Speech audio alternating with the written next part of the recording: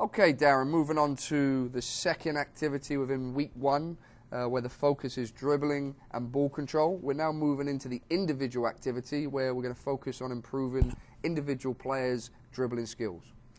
As you can see, there's the 20 by 20 yard grid created by the coach to make sure that he can manage the players within this training session.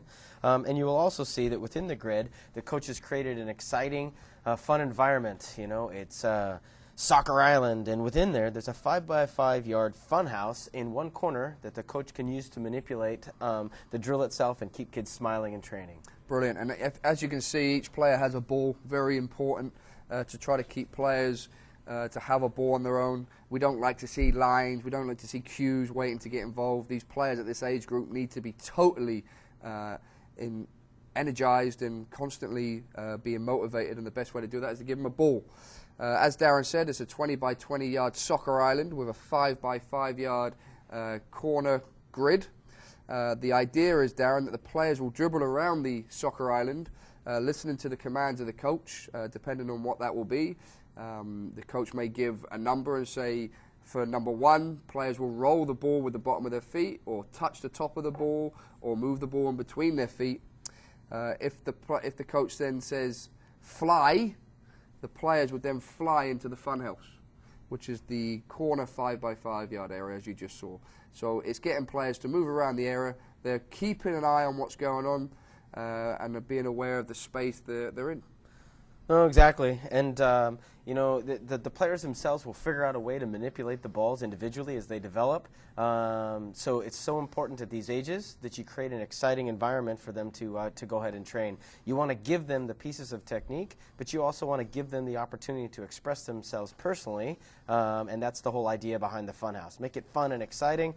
They take off. They'll show you their ability level quite quickly. And if you look at, you know, you may not want to give numbers, you can give names that correlate with what you want the players to do. And as you can see, this is creating bursts of speed, changing direction, all in a non-directive training environment without the coach stopping the session and over-coaching the players. No, and exactly.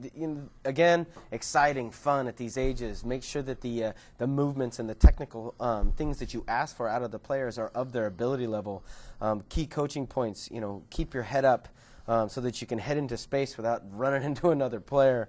You know, using your instep to push the ball. The different basic pieces of technique to make sure that you're helping them develop, but also allowing them to have fun in the session. Yeah, and you know, players also need to keep the ball at a controllable distance when they're moving around, waiting for the instructions, just like they would do in a game, waiting to dribble into space or to exploit space.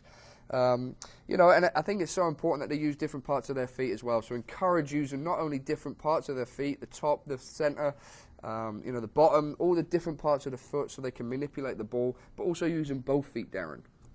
Yeah, exactly. You want to make sure that you keep all players involved in it at all times. If you manipulate the drill in a way where some kids are, say, chasing others with and without the ball, you just want to make sure that all players are involved so you simulate game time as much as possible.